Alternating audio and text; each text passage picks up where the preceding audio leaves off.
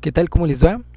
Los saludo cordialmente, yo soy Efraín Ortiz y nuevamente estamos en un programa más de La Velada Fiscal. El día de hoy vamos a platicar un poco acerca de un tema muy interesante, la participación de los trabajadores en las utilidades de las empresas. Sí, la PTU. Es cierto que es un tema muy comentado, ya se ha tratado en diversas ocasiones. Yo mismo ya tengo un programa grabado de la PTU, pero sí es necesario tener un poco de plática porque, como ustedes saben, algunos detalles de cierto cuidado se tienen que ver en este año, para este 2017, que se reparte la PTU generada en el 2016 y el que se haya quedado pendiente de pagar en el año anterior. ¿Por qué le digo esto? Porque en específico hay un detalle para el cálculo de la retención para las personas que perciben este ingreso por participación de utilidades, que es la UMA, la unidad de medida y actualización, como se cuenta el número de días que son libres del impuesto sobre la renta por el pago de la PTU.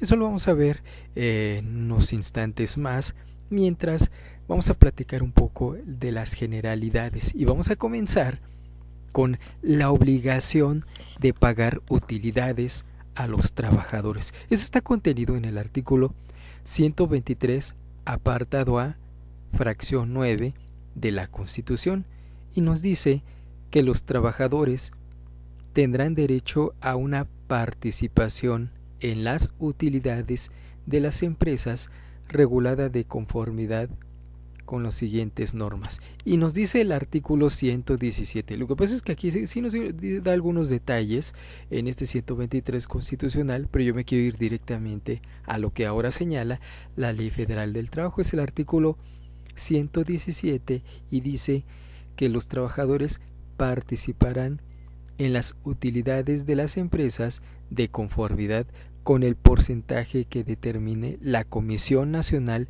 para la Participación de los Trabajadores en las Utilidades de las Empresas. Actualmente, esta comisión, que fue la quinta comisión, tiene una tasa de repartición sobre la base causada de un 10%. Eso no se ha modificado, sigue siendo un 10%. También nos dice el artículo 118 de esta misma Ley Federal del Trabajo que para determinar el porcentaje a que se refiere el artículo anterior, es decir, el del 10%, la Comisión practicará las investigaciones y realizará los estudios necesarios y apropiados para conocer las condiciones generales de la economía nacional y tomará en consideración la necesidad de fomentar el desarrollo industrial del país, el derecho del capital a obtener un interés razonable y la necesaria reinversión de capitales. Bueno, eso es lo que nos dice el texto de la Ley Federal del Trabajo. Si hacen en verdad ese estudio, pues no los, o al menos no tengo conocimiento de que haya un estudio fidedigno para determinar que este porcentaje es el adecuado. Después dice el artículo 120 de la Ley Federal del Trabajo que el porcentaje fijado por la Comisión constituye la participación que corresponderá a los trabajadores en las utilidades de cada empresa. Entonces, esta es la justificación bajo términos constitucionales y legislación laboral del por qué hay que pagarle participación de utilidades a los trabajadores.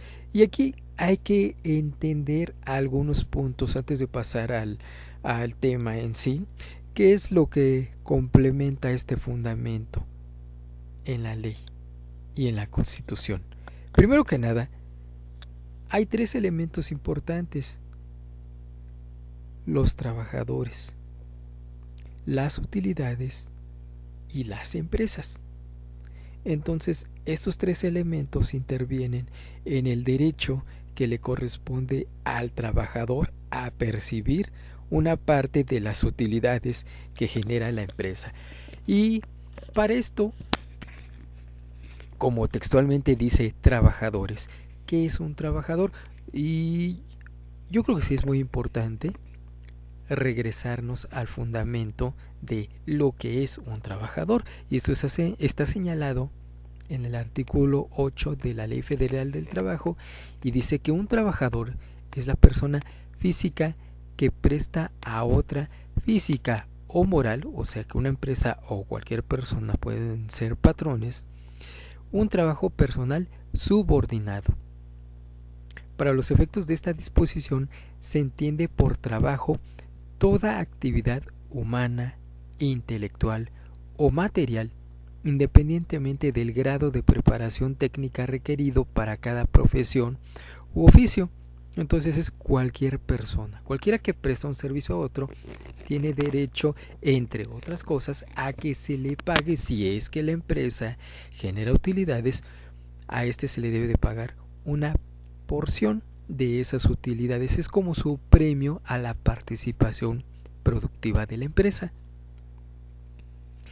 Dice aquí también el artículo 2608 del Código Civil: los que sin tener el título correspondiente ejerzan profesiones para cuyo ejercicio la ley exija título, además de incurrir en las penas respectivas, no tendrán derecho de cobrar retribución por los servicios profesionales que hayan prestado. Leo esto porque hay que tomar en cuenta la diferencia entre una persona que es un prestador de servicios profesionales y lo único que tiene de relación con la empresa es una cuestión civil o en todo caso mercantil. Por lo tanto, no serían participantes de las utilidades que la empresa pudiera generar. Eso solo le corresponde a quienes sí sean sus trabajadores. Conste que aquí estamos hablando del término trabajador, y trabajador solamente lo menciona la Ley Federal del Trabajo como definición. Entonces, si a una persona es un trabajador, lo tratan como un trabajador, presta servicios, le dan un salario y demás, aunque se haya contratado como lo clásico, ¿no? Que te contrato hace como asimilado o ese tipo de cosas, y que por eso no tienes participación de utilidades. Mentira. Ahí el problema es de otro tipo, porque entonces lo que no se está haciendo es reconocer lo que la Ley Federal del Trabajo señala por trabajador y por trabajo. Pero esa es una cuestión aparte. Mientras a esta persona, si es un trabajador y la empresa genera utilidades, a este trabajador le corresponde la parte que marca la ley. Eso sí, no lo pueden evitar. Después aquí, después de trabajador, también el 20 de la Ley Federal de Trabajo dice que se entiende por relación de trabajo cualquiera que sea el acto que le dé origen la prestación de un trabajo personal subordinado a una persona mediante el pago de un salario. Y relacionado con eso, también el 58 de la Ley Federal del Trabajo dice que una jornada de trabajo es el tiempo durante el cual el trabajador está a disposición del patrón para prestar su trabajo. Es aquí como para cerrar esta parte de decir, no solamente es que sea subordinado, sino que también te ajustes a un horario de labores que yo, empresa, estoy elaborando para el trabajo de mis empleados. O sea que aquí no importa cómo, pero ese es un trabajo, entonces eres un trabajador.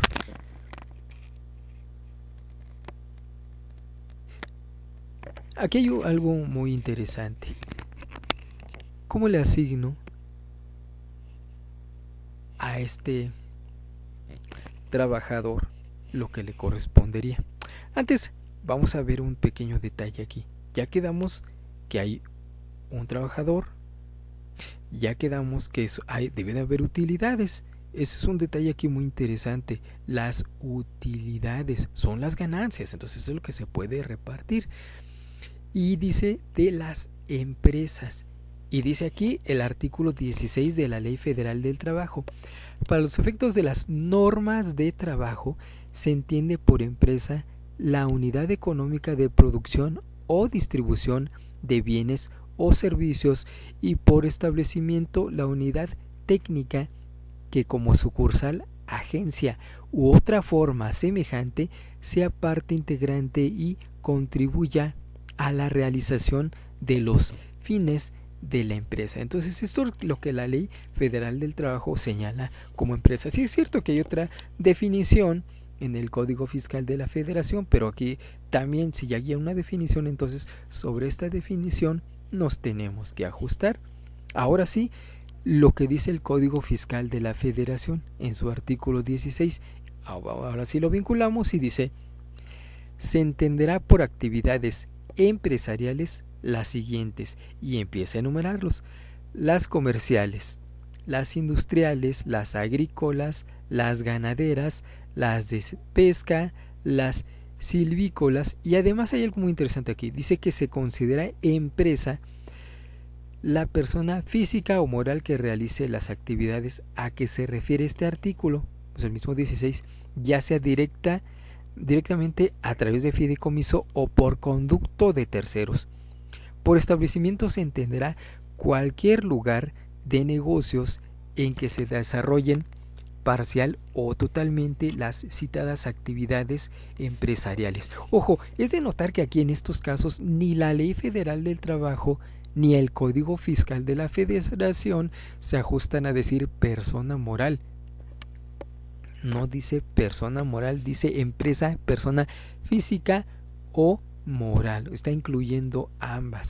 No la empresa es cualquiera de estas formas, no es exclusiva de una empresa como tal, o una persona moral como se constituiría cualquiera, ¿no? Entonces este es un detalle interesante, porque al rato vamos a ver algunos pequeños detalles que surgen al respecto. Con estos fundamentos entonces podemos afirmar que cuando la empresa haya generado utilidades y tenga trabajadores, todo trabajador tiene derecho a la parte que le corresponda. No importa cómo haya trabajado, no importa qué bien o mal lo haya hecho, como para fijar una cantidad específica. No, más bien, como ya son trabajadores, por el simple hecho de tener una relación laboral, les corresponde ese beneficio, obviamente si la empresa ha generado las utilidades, en la medida que sea. De hecho, no hay un mínimo para repartirle al trabajador. Lo que se genere se va a repartir de acuerdo a lo que le corresponda a cada uno de los trabajadores. Entonces aquí pues no hay mínimo, no hay máximo, todo depende de que se genere esas utilidades, y obviamente si hay relación laboral entre el trabajador y la empresa, le corresponde una participación de utilidades.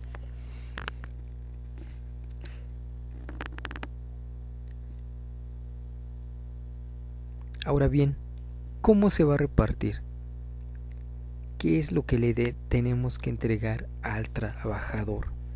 Dice el artículo 123, fracción 9, inciso E de la Constitución, que para determinar el monto de las utilidades de cada empresa se tomará como base la renta gravable de conformidad con las disposiciones de la Ley del Impuesto sobre la Renta. Los trabajadores podrán formular ante la oficina correspondiente de la Secretaría de Hacienda las objeciones que juzguen convenientes, ajustándose al procedimiento que determine la ley.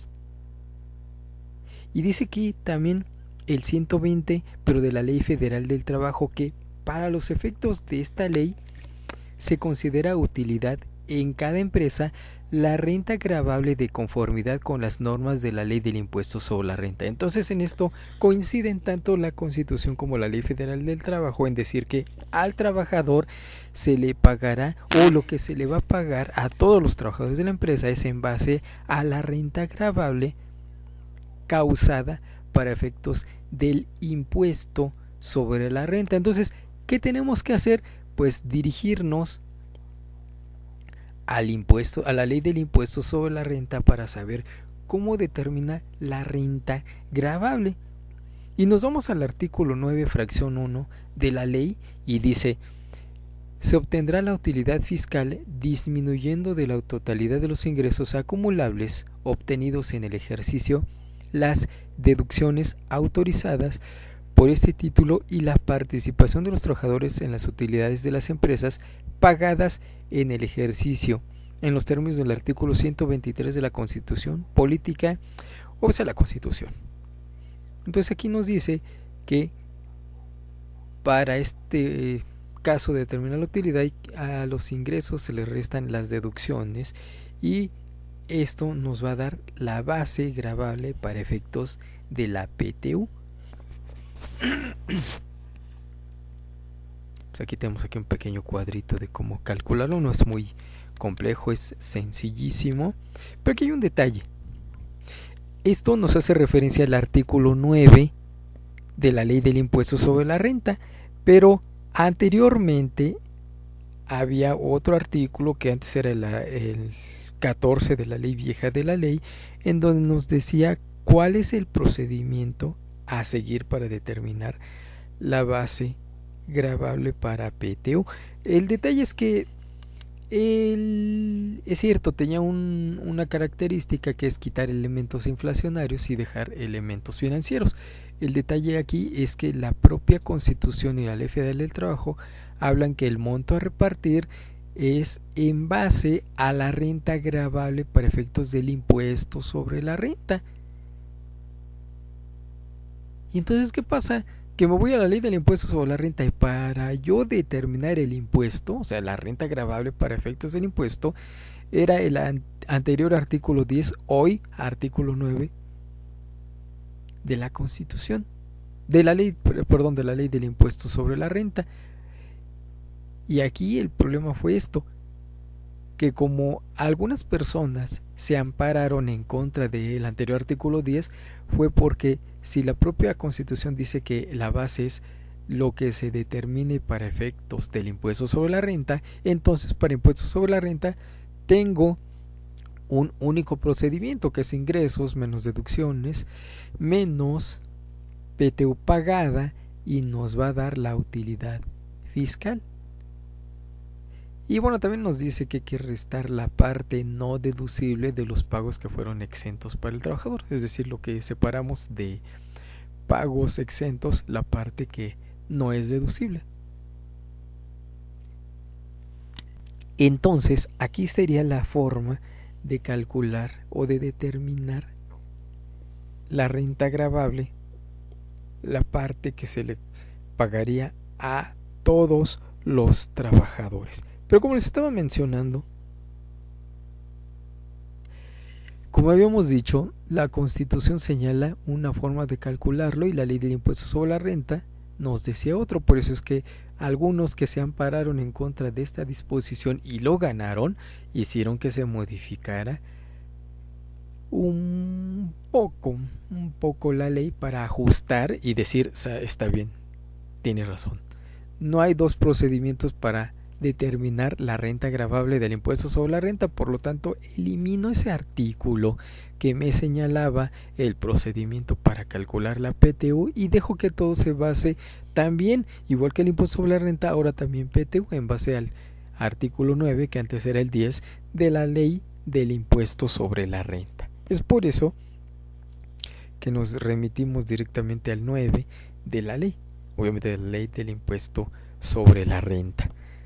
Y de hecho hay una jurisprudencia, una tesis de jurisprudencia, no sé si sea aislada, me parece que sí, pero bueno, lo incluyo aquí en el material y nada más leemos el encabezado y dice: participación de los trabajadores en las utilidades de los artículos 16 y 17, último párrafo de la Ley del Impuesto sobre la Renta, violan el artículo 123, apartado A, fracción 9, inciso E, de la Constitución Federal. Y dice aquí en el cuerpo del texto: la base para el cálculo de dicha prestación es la utilidad fiscal prevista en el artículo 10 de la ley citada, la cual se obtiene de restar las deducciones autorizadas del total de ingresos. Ello porque los referidos artículos 16 y 17 señalan linealmente distintos a los establecidos en el artículo 10. Es decir, que aquí los que se ampararon es porque decían yo no puedo calcular la PTU en base a lo que me dice la ley del impuesto sobre la renta, artículo 16, método para calcular la PTU. No, lo que yo tengo que hacer es determinarlo igual que si fuera el impuesto sobre la renta, o sea, ingresos menos deducciones.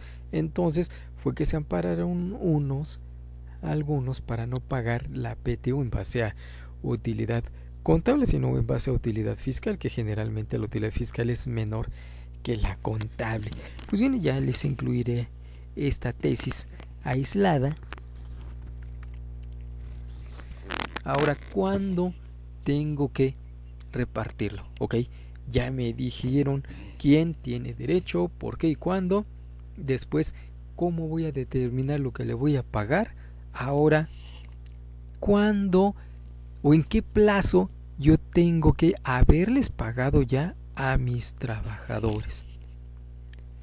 Artículo 122 de la Ley Federal del Trabajo. Y dice, el reparto de utilidades entre los trabajadores deberá efectuarse dentro de los 60 días siguientes a la fecha en que deba pagarse el impuesto anual, aun cuando esté en trámite objeción de los trabajadores. Segundo párrafo dice, cuando la Secretaría de Hacienda aumente el monto de la utilidad gravable sin haber mediado objeción de los trabajadores o haber sido resuelta, el reparto adicional se hará dentro de los 60 días siguientes a la fecha en que se notifique la resolución. Ok, entonces después de la fecha máxima que yo tengo para presentar de la aclaración anual, tengo 60 días para efectuar el pago. Aquí también nos dice este 122 que el importe de las utilidades no reclamadas en el año en que sean exigibles se pagará a la utilidad repartible, se agregará, a la utilidad repartible del año siguiente. O sea, no se lo queda a la empresa, sino que se vuelve a sumar a la base repartible. Pues se me hace justo porque eso finalmente es ingreso que le correspondió a los trabajadores. Una manera de estimular, ¿no? La empresa tiene utilidades, también a ti te corresponde.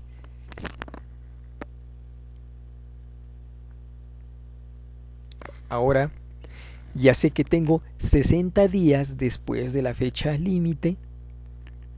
Ahora, ¿cómo lo voy a pagar? ¿Cómo voy a determinar lo que tengo que pagarle a cada uno de los beneficiarios? Dice el artículo 123 de la Ley Federal del Trabajo. La utilidad repartible se dividirá en dos partes iguales. La primera se repartirá por igual entre todos los trabajadores, tomando en consideración el número de días trabajados por cada uno de ellos en el año, independientemente del monto de los salarios.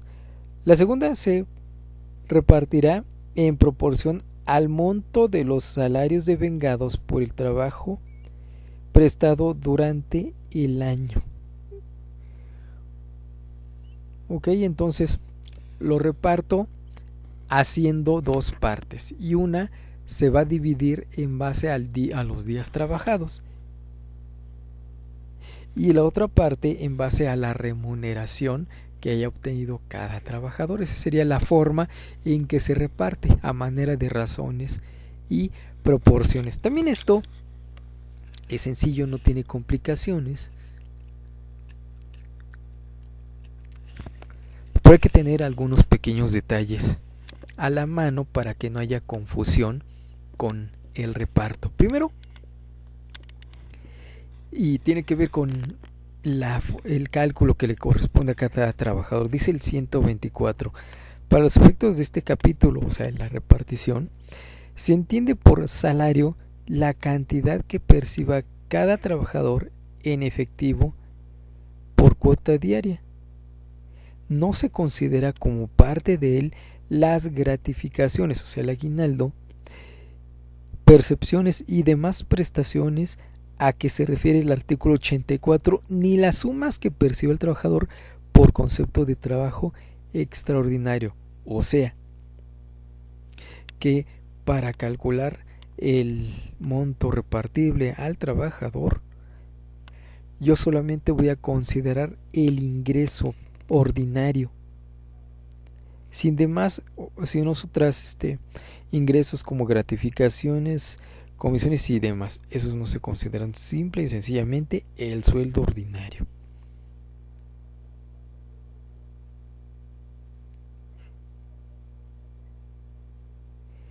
Hay otro detalle aquí.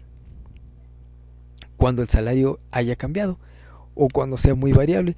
Este mismo 124 dice que en los casos de salario por unidad de obra y en general cuando la retribución sea variable, se tomará como salario diario el promedio de las percepciones obtenidas en el año. O sea, ¿qué tengo que hacer? Determinar en la parte que corresponde por ingresos, pues todos los salarios que efectivamente haya percibido el trabajador.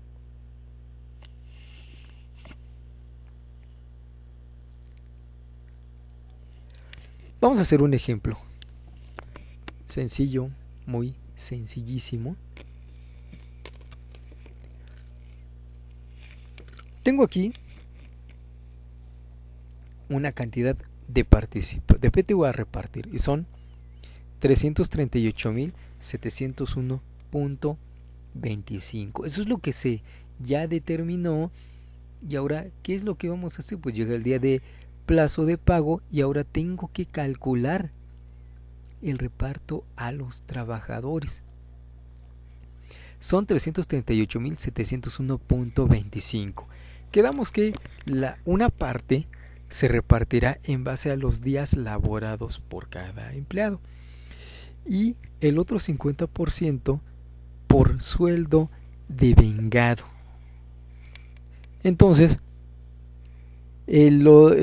primera parte de los 338.701.25, 169.350.63 se va a repartir en base a días laborados y los otros 169.350.63 se dividirán en base al salario que percibió el trabajador, el salario devengado.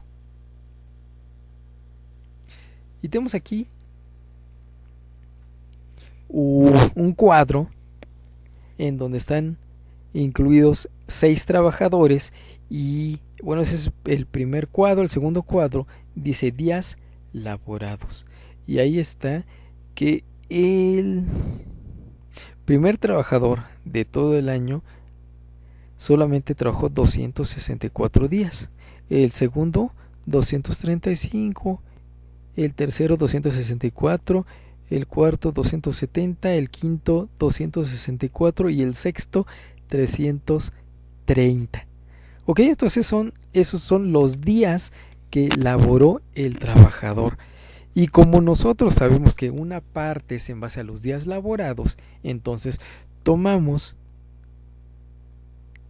ese monto de ingresos percibidos devengados, ingresos ordinarios, y a esos les voy a efectuar el reparto en base a los días.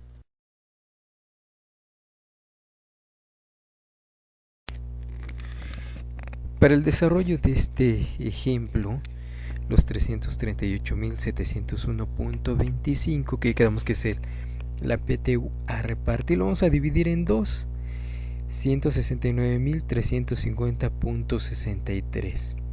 Misma cantidad para días laborados como para sueldo devengado, que es como se va a repartir.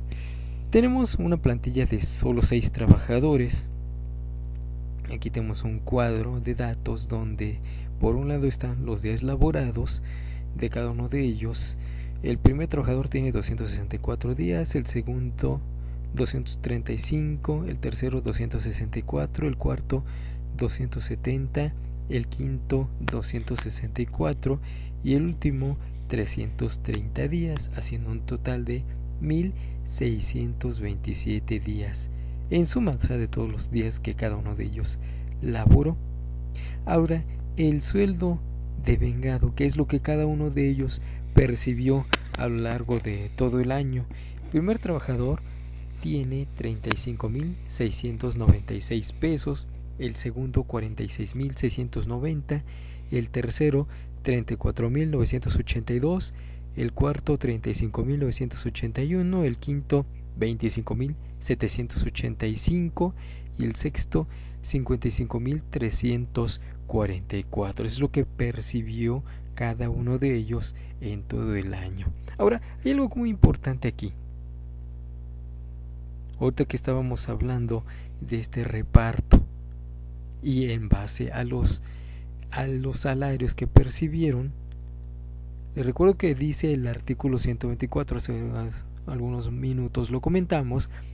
Para los efectos de este capítulo se entiende por salario la cantidad que perciba cada trabajador en efectivo por cuota diaria, y dice no se consideran como parte de las gratificaciones, percepciones y demás prestaciones, a que se refiere el artículo 84.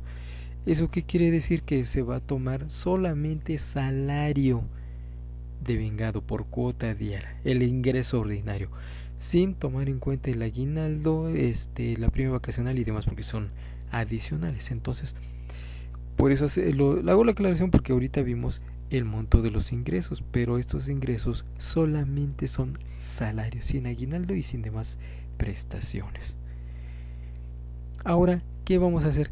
Para determinar el monto a repartir en base a los días laborados, hacemos algo así como una regla de 3. Quedamos que son un total de 1.627 días trabajados en total. Entonces, lo que vamos a hacer es tomar los días que laboró en el año cada uno de los trabajadores y lo vamos a dividir entre el total, que hacen la suma de todos ellos. Entonces el primero son 264 días que laboró en el año, lo dividimos entre 1.627, que es el total de días laborados por todos los trabajadores, y me va a dar algo así como un factor de 0.1623, que es algo así como la proporción. Por eso les digo que esto es como una regla de 3, razones y proporciones. Entonces, para el primero multiplicamos 0.1623, que nos dio la división, por el total de 169.350.63. Entonces a este trabajador le van a tocar 27.479.14.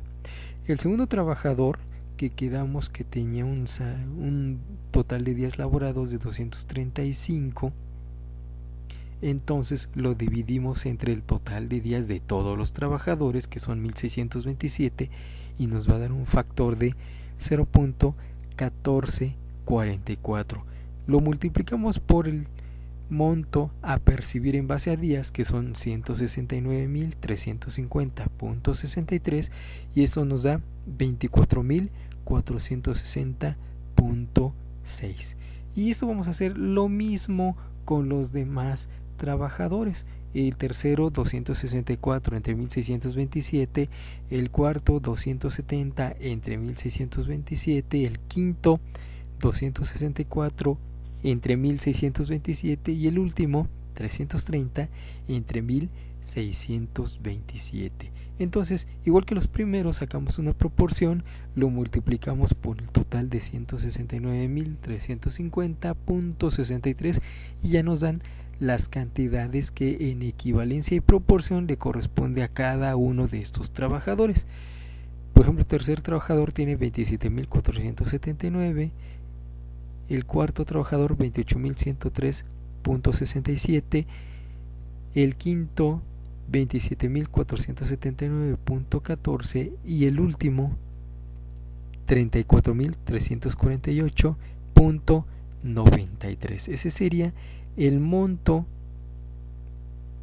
a aplicar en cada uno de los trabajadores por lo que les corresponde en base a días laborados.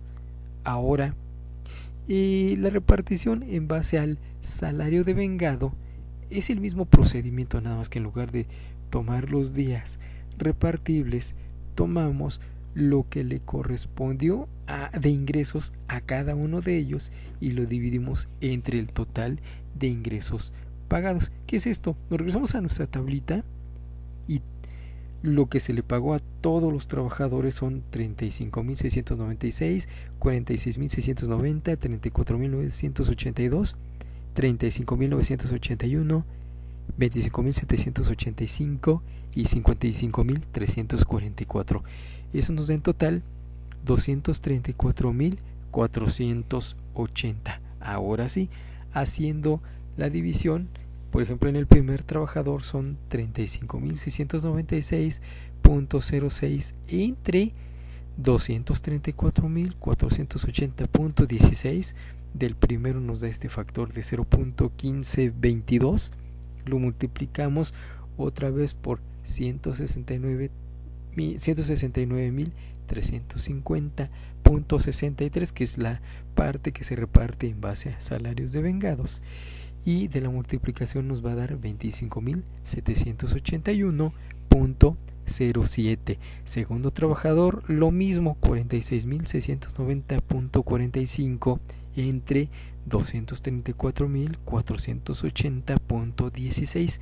me da un factor de 0.1991 multiplicado por 169.350.63, y lo que nos va a dar son 33.721.65.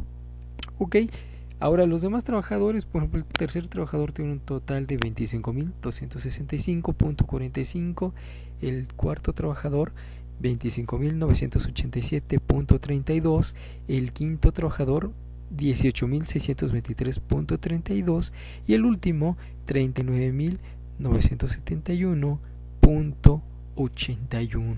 Entonces ese sería el cuadro de datos para los ingresos por salarios de vengados. El procedimiento es lo mismo, determino un factor, lo multiplico por la mitad del monto total de PTU a repartir y eso me va a dar lo que le correspondería a cada uno de estos trabajadores. Y pues aquí ya tengo una cédula resumen de todos los trabajadores, días laborados, sueldo de vengado, el factor en base a tiempo, el factor en base a sueldo y al final la distribución. ¿Cuánto le tocó de dinero al rubro de tiempo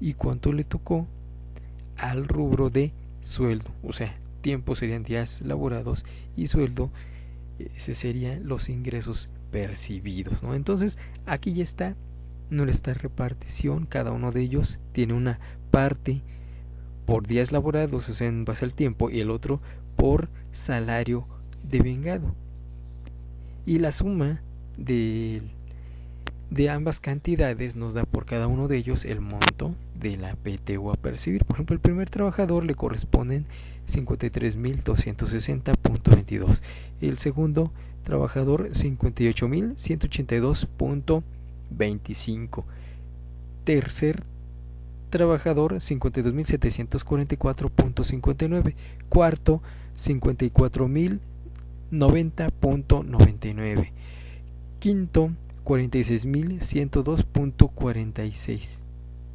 y el último trabajador 74.320.74, lo que en suma nos dan los 338.701.25, que es la cantidad que desde origen ya sabíamos que es lo que se va a repartir a los trabajadores. Ahora, la retención del impuesto. Por ejemplo, el primer trabajador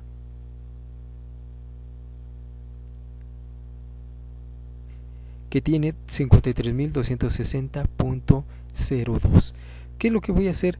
Someterlo a la tarifa del artículo 96, pero antes le tengo que quitar la parte que no grava impuestos, es decir, la parte exenta, que serían 15 veces el valor de la UMA. Las UMAs, ¿cuánto excede al exento? Pues sería sacarlo, ¿no? 75.49, que es el valor correcto de la UMA para este año, lo multiplico por 15 y me va a dar 1132.35. Entonces la PTU grabada serían 52.127.67, o sea, sin la parte exenta. A esto, porque han de considerar esto, no se les vaya a olvidar que las retenciones se realizan, y más en esos de salarios, mensualmente. A la PTU obtenida le vamos a sumar el sueldo del mes. ¿Por qué? Porque si las retenciones se efectúan mensualmente, entonces también el cálculo lo tengo que hacer mensual. Sumo los ingresos por PTU y todo lo que perciba el trabajador, incluso el sueldo ya pagado si es que estamos en la segunda quincena, y nos va a dar una base gravable única. Los 52.127.67 de este primer trabajador le sumo 2.929.66, que es su salario del mes ordinario. Tenemos entonces un total de ingresos grabados de 55.057.33. Y nuevamente tomo mi tarifa del artículo 96 y a esta tarifa le saco el impuesto a los 55.057.33, que es el procedimiento que ya conocemos. A esta base le restamos el límite inferior, nos da un excedente, lo multiplicamos por el porcentaje sobre el excedente, nos da un impuesto marginal, sumamos la cuota fija y al final tenemos el impuesto. Solo por no dejar de mencionarlo, y aparte que lo tengo aquí a la mano y necesita la aclaración, el artículo 93 de la Ley del Impuesto sobre la Renta, que habla de los ingresos exentos, en la fracción 14 dice: la participación de los trabajadores en las utilidades de las empresas hasta por el equivalente a 15 días de salario mínimo general por cada uno de los conceptos señalados. Tratándose de primas dominicales hasta por el equivalente de un salario mínimo. Bueno, eso es otra cosa. Aquí lo importante es esto, que son 15 veces.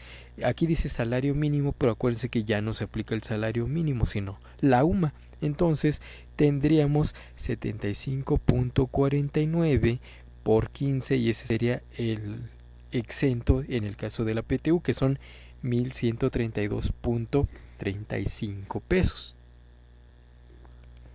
Algo que no se nos puede olvidar es lo que señala el artículo 28 de la Ley del Impuesto sobre la Renta en relación con esta parte exenta que acabamos de mencionar.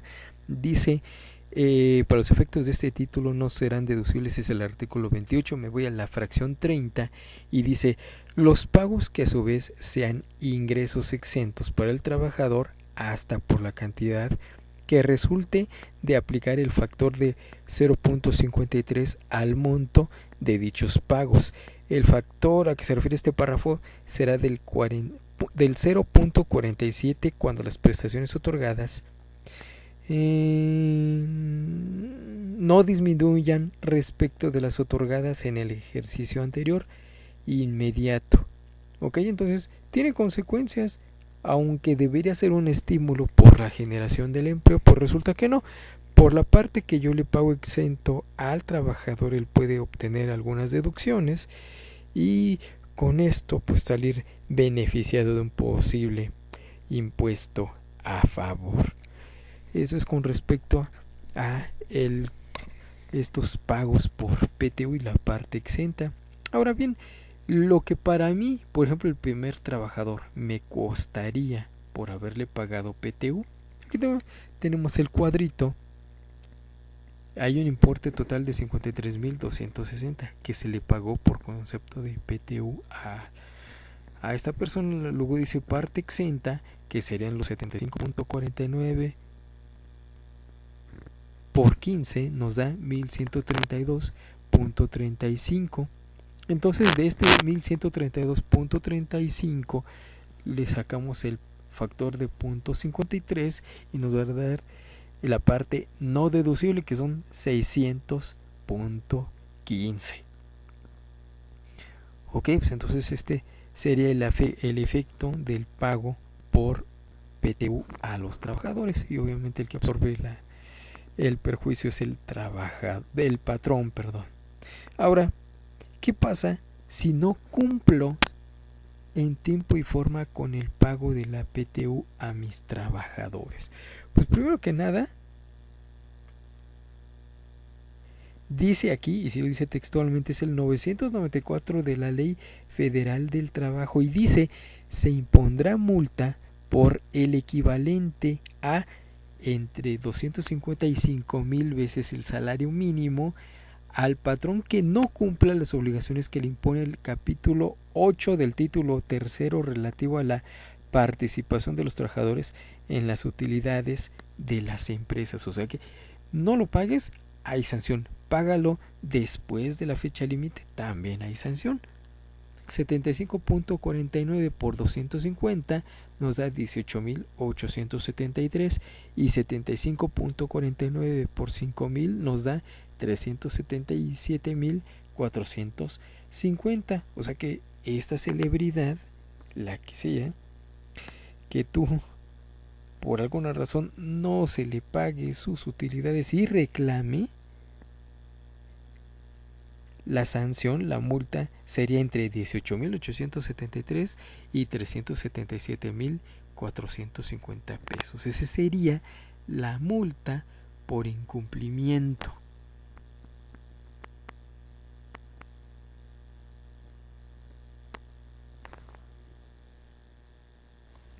Ahora bien, ¿a quién no les corresponde el pago de PTU? ¿Quiénes no están obligadas a pagar PTU a los trabajadores? Es el artículo 126 de la Ley Federal del Trabajo, y dice que no están obligados a pagar utilidades.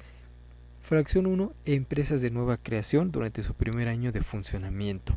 Fracción 2, empresas de nueva creación dedicadas a la elaboración de un producto nuevo durante los 2 primeros años de funcionamiento.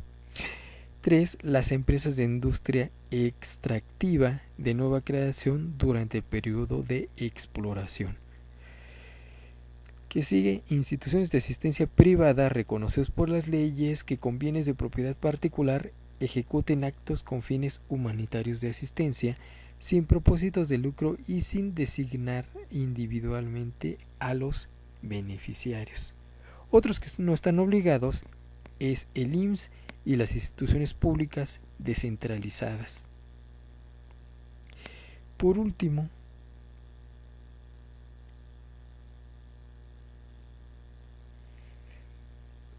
tampoco están obligados aquellas empresas que generen un capital menor al mínimo que exija la Secretaría de Trabajo y Previsión Social. Me parece que están en 300,000 pesos. O sea que hay que tomar en cuenta estas cuotas para saber en qué momento puede no convenirnos. Tampoco están obligados, pero dice que los directores, administradores y gerentes generales de las empresas no participarán en las utilidades. Luego dice: los demás trabajadores de confianza participarán, pero si el salario que perciben es mayor del que le corresponde al trabajador sindicalizado de más alto salario dentro de la empresa o su equivalente, se considerará aumentado en un 20% como salario máximo.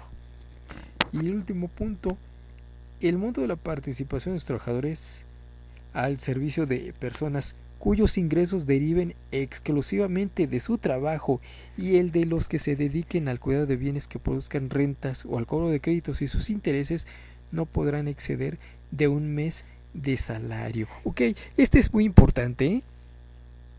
Esta es una opción.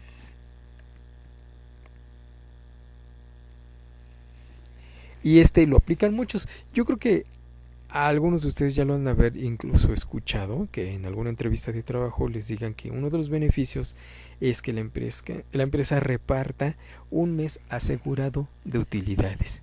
Y esa es la razón. Eso es lo que nos dice el 127 de la Ley Federal del Trabajo. Y dice: el monto al servicio de personas cuyos ingresos deriven de exclusivamente su trabajo y de los que se dediquen al cuidado de bienes que produzcan rentas o al cobro de créditos e intereses. Entonces, estos que tienen ingresos que derivan solo de su trabajo no pueden pagar más de un mes de salario. O sea, eso que está limitado. Y ejemplo de esto son los despachos, que algunos cuando van a entrar, alguna Big Four, por ejemplo, si ustedes van a alguna entrevista y al pedir opciones de esa organización, pues muchos les dicen, ¿sabes qué? Nosotros pagamos un mes asegurado de salario. ¿Ok? Esa es la razón. Sí lo pueden hacer. De hecho, no es que esté prohibido. Más bien es que pues, si no quieren, pues no lo hacen. Y ya, pero sí. Estas empresas pueden asegurar hasta un mes del salario del trabajador como su PTU. Digo, es una manera de decirlo, ¿no? Dice aquí, y esto es muy interesante, las madres trabajadoras durante los periodos pre y postnatales y los trabajadores víctimas de un riesgo de trabajo durante el periodo de incapacidad temporal serán considerados como trabajadores en servicio activo. Incluso aquí, por ejemplo, las que están en el periodo postnatal, acuérdense que estos días se supone si no están laborados no se consideran, pero aquí precisamente dice que no lo debes de eliminar. Aquí dice que se consideran trabajadores en servicio activo y eso tiene también mucho que ver con algunas cuotas que hay que pagar al IMSS.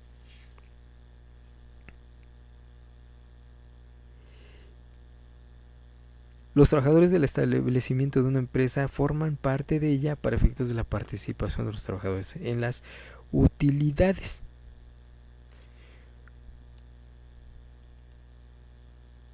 Dice aquí, los trabajadores domésticos no participarán en el reparto de utilidades. Y por último, los trabajadores eventuales tendrán derecho a participar en las utilidades cuando hayan trabajado 60 días durante el año por lo menos, ¿ok? Pues aquí está lo de los 60 días, que son precisamente los que tienen de plazo para mostrar la información, las declaraciones en donde incluyan el monto de la PTU a pagar.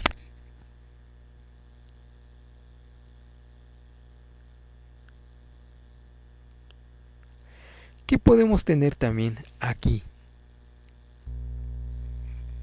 Hay algo también importante con respecto al pago de la PTU. Si por ejemplo en un ejercicio algún trabajador se le pagó lo que le correspondió de PTU, por ejemplo ya en mayo, ¿no?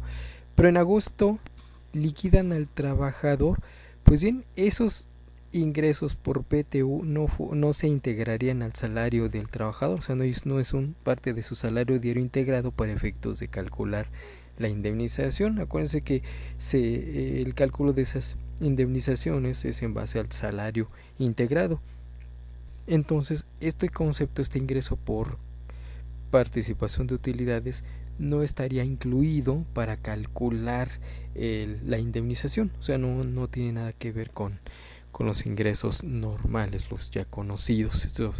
Esto fue el 129 de la Ley Federal del Trabajo. Y sumado a eso también hay algo muy interesante. Las personas que perciben ingresos asimilados a salarios, pues habría que analizar si efectivamente son honorarios o son gente trabajadora, son trabajadores a los cuales solamente se le disfrazó la manera de contratar. Ahí hay una contingencia, porque si en realidad no son ingresos para personas que trabajan de manera independiente, entonces la obligación de repartirles PTU estaría presente en todo momento, ¿eh? Entonces es algo que sí se debe de considerar, además de otros detalles, por ejemplo los contratos, la cartita donde el trabajador o la persona opta porque no se le retenga o que se le retenga como ingresos asimilados a salarios. Pues sí que es un pequeño detalle, ahí está, para evitar los impuestos. Algunos lo que hacen es dar de alta a los trabajadores como asimilados a salarios, que por cierto está mal nombrarlos asimilados porque sus ingresos no se asimilan, lo que se asimila es esta parte que ellos perciben y nosotros al final se los disfrazamos como ingresos asimilados a salarios. Eso también implicaría que la empresa, por ejemplo, los que contratan un outsourcing, controlen o verifiquen que los trabajadores reciben todos los beneficios y las prestaciones que le corresponda. Aunque eso sí no tiene mucho detalle, es un poco más de cuidado que de tanta atención, no implica mucho. Vamos a otro ejemplo. El segundo trabajador que obtuvo al final una PTU de 58.182.25, igual tiene 15 UMAS exentos, que serían 1.132.35, y nos da una PTU grabada de 57.049.90.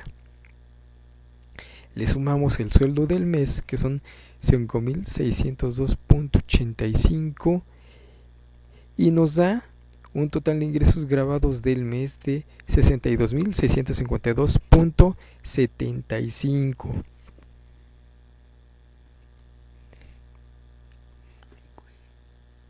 A esos 62.652.75 los someto a la tarifa del artículo 96, o sea, le resto el límite inferior al excedente y le multiplico por el porcentaje sobre el excedente y le sumo la cuota fija. Entonces de este cálculo yo voy a tener un impuesto de 15.119.78.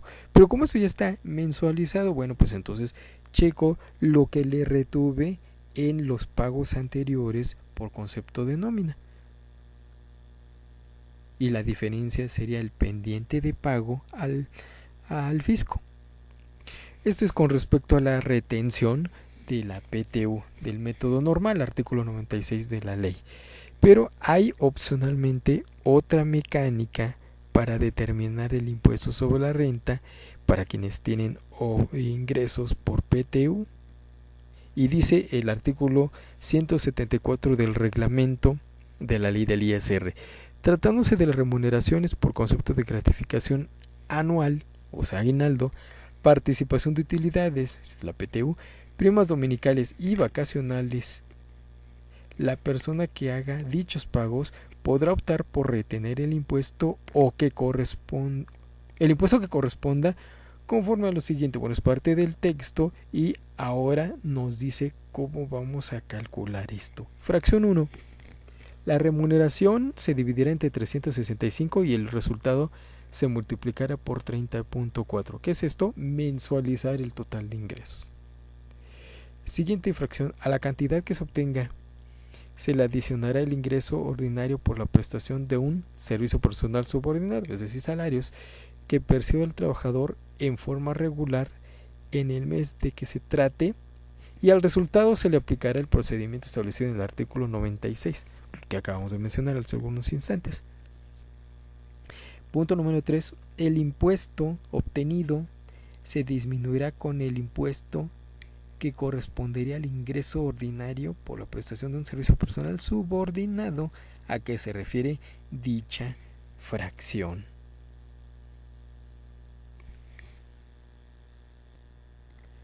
Siguiente. Dice, el impuesto a retener será el que resulte de aplicar a las remuneraciones a que se refiere este artículo, sin deducción alguna, la tasa a que se refiere la fracción siguiente, que sería la tasa efectiva. Y nos dice la fracción 5, la tasa a que se refiere la fracción anterior se calculará dividiendo el impuesto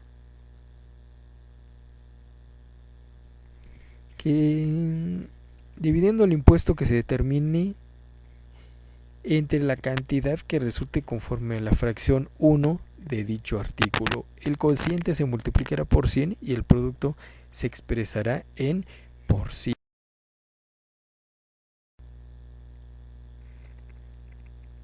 Para ejemplificar el procedimiento opcional del reglamento de la ley del impuesto sobre la renta, que es el artículo 174, tomamos los ejemplos del primero y segundo trabajador que ya habíamos expuesto con el procedimiento normal del artículo 96. Y primero la PTU a percibir del primer trabajador 53.260.22, le resto su parte exenta de 1.132.35, tiene una PTU grabada de 52.127.87. Lo divido entre 365, me da el equivalente diario de 142.82. Lo multiplico por 30.4 y me da el equivalente mensual grabado de 4.341.61. Le sumo el ingreso mensual ordinario de 2.929.66 y me da una base de 7.271.27. Mi primer base. Le aplico la tarifa del artículo 96 a los 7.271.27 y me va a dar un impuesto de 580.25. Es el primer cálculo de ISR. Ahora, al sueldo mensual ordinario, los 2.929.66, le calculo también la retención, el ISR son 165.27. Entonces, al primer ISR calculado de 580.25 le resto este otro ISR de 165.27, me da una diferencia de 415.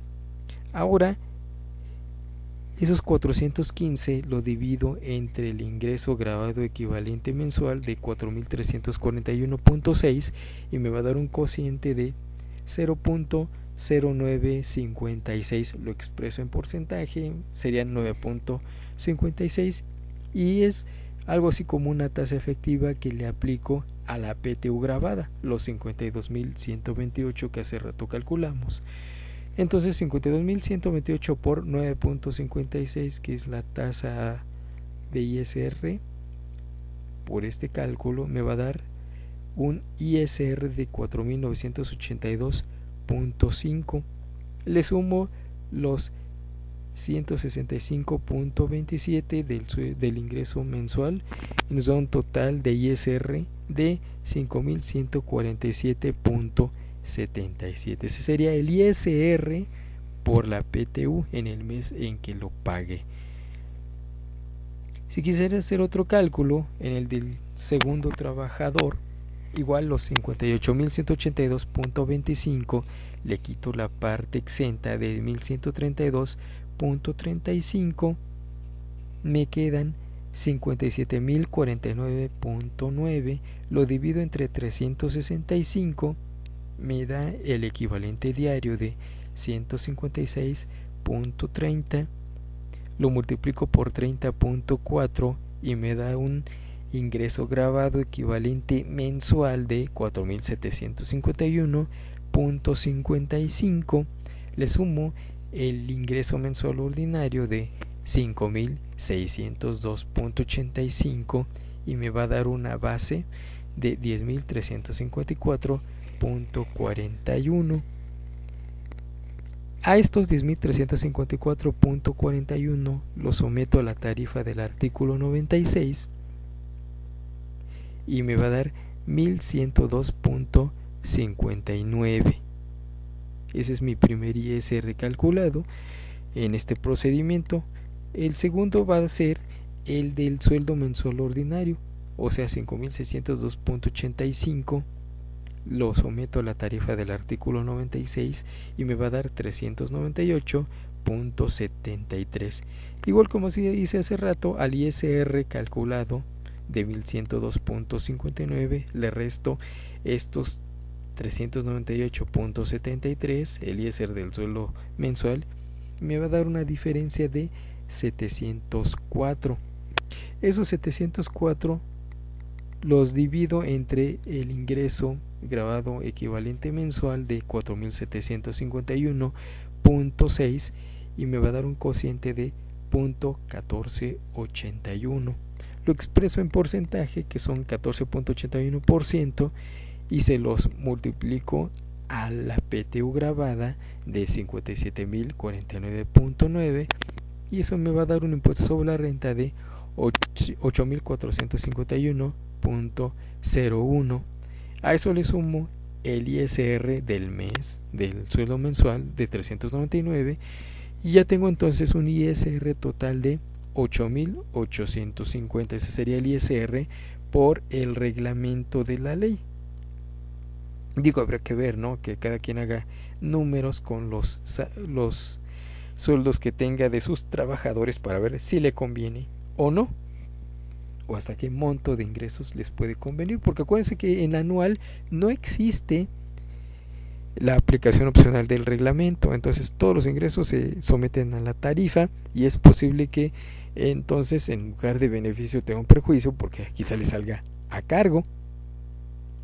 Ok, pues sí, habrá que verle ejemplo en específico para saber si le conviene o no le conviene. Pues bien, esto fue el tratamiento para efectos del impuesto sobre la renta.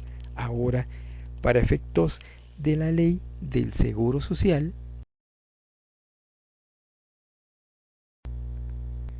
para efectos de la ley del Seguro Social, el artículo 27 de la ley dice que el salario base de cotización se integra con los pagos hechos en efectivo por cuota diaria y demás, ¿no? Eso yo creo que ya lo hemos visto en algunas ocasiones, y dice se excluyen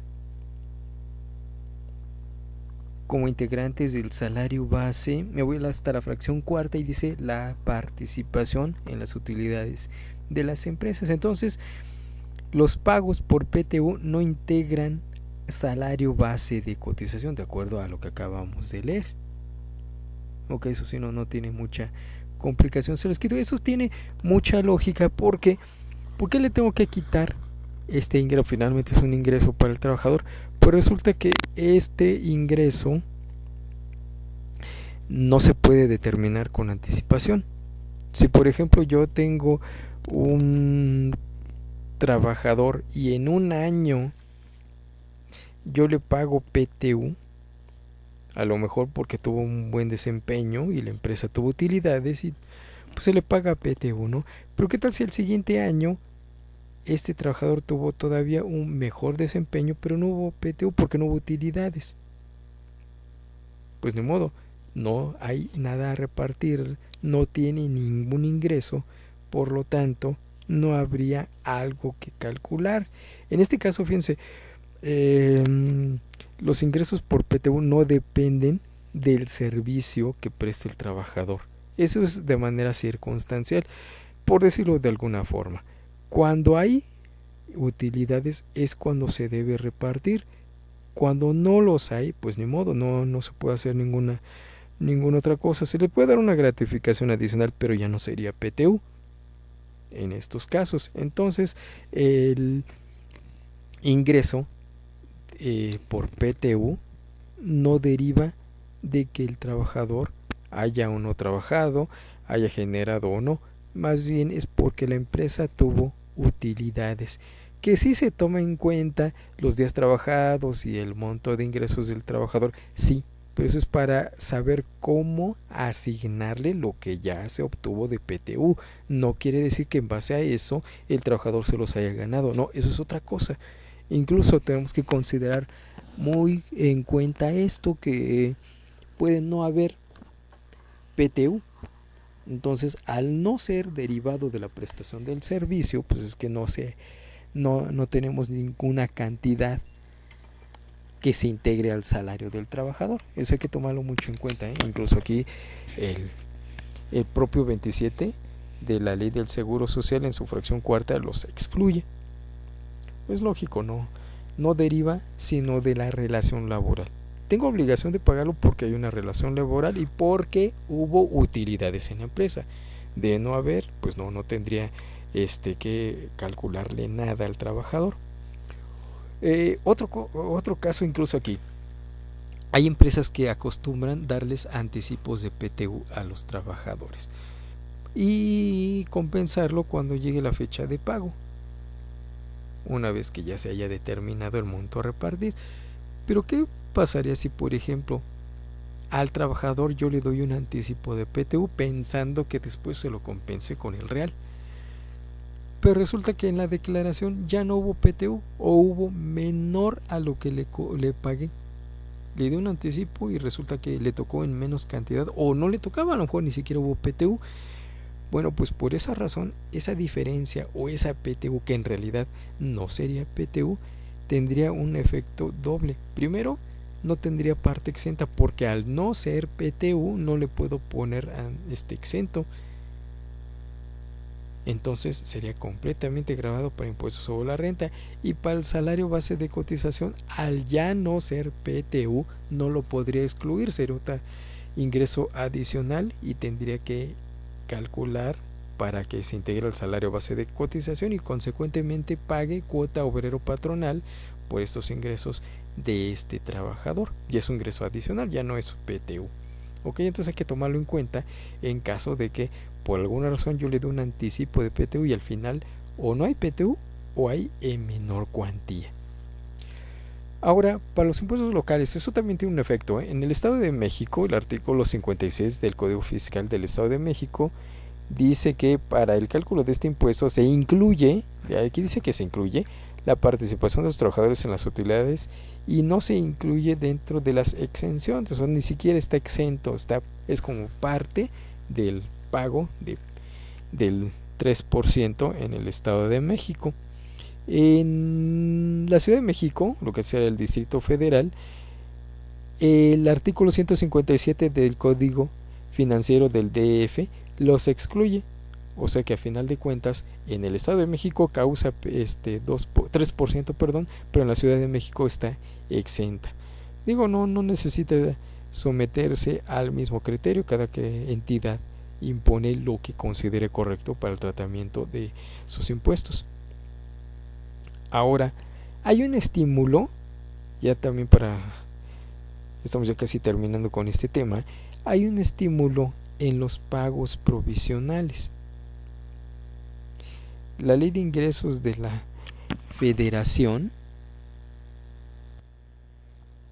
el artículo 16, fracción 8 de la Ley de Ingresos de la Federación, dice textualmente: se otorga un estímulo fiscal a los contribuyentes que tributen en los términos del título 2 del régimen general de las personas morales, que consiste en disminuir de la utilidad fiscal determinada de conformidad con el artículo 14, fracción 2 de dicha ley, el monto de la participación de los trabajadores en las utilidades de las empresas pagada en el mismo ejercicio. En los pagos provisionales por partes iguales, dice, se deberá disminuir por partes iguales en los pagos provisionales correspondientes a los meses de mayo a diciembre del ejercicio fiscal. La disminución a que se refiere este artículo se realizará en los pagos provisionales del ejercicio de manera acumulativa. Por ejemplo, aquí si yo tuviera en mayo del 2017 un reparto por 625,000 pesos de PTU que se calculó en el 2016, lo que haría sería esto: 625,000 lo divido entre 8, me da 78,125, y dice aquí: se deberá disminuir por partes iguales en los pagos provisionales de manera acumulativa. Entonces, si hago el reparto en mayo, aplicaría los 78,125 y dice en partes iguales y de manera acumulativa. Entonces, en mayo 78,125, en junio los 78,125 más 78,125 son en junio 156,250. En julio a esos le sumo los 78,125 y me va a dar 234,375. En agosto serían 312,500, en septiembre 390,625, en octubre 468,750, en noviembre 546,875 y en diciembre los 625,000 pesos, o sea que en diciembre se empataría el total de la PTU pagada. ¿Ok? Entonces sería el estímulo para aquellos que paguen PTU. Esto finalmente es algo que tiene lógica, porque si se lo voy a disminuir el cierre del ejercicio, conviene que lo haga también en los pagos provisionales, si no causaría un saldo a favor al final. Ok, ahora si yo lo hago con el mismo ejemplo que hicimos hace rato, calculando los 338.701.25 del ejemplo donde hicimos los cálculos de los trabajadores, lo divido entre 8 y me va a dar 42.337.66, y si hago el mismo procedimiento, en junio serían 84.675, en julio 127.012, en agosto 169.350, en septiembre 211.688, en octubre 254.025, en noviembre 296.363 y por último en diciembre 338.701.25, que es el monto pagado de PTU o el que se estaría pagando. Ok, pues sería el ejemplo de cómo se aplicaría este estímulo. Entonces, aquí con esto concluiríamos con este tema del pago de PTU. Nada más así tendremos un poco que resaltar algunos puntos en especial que son específicos y muy importantes. Primero, el reparto individual. Hay que recordar que una parte se efectúa por días trabajados y otra por salarios obtenidos.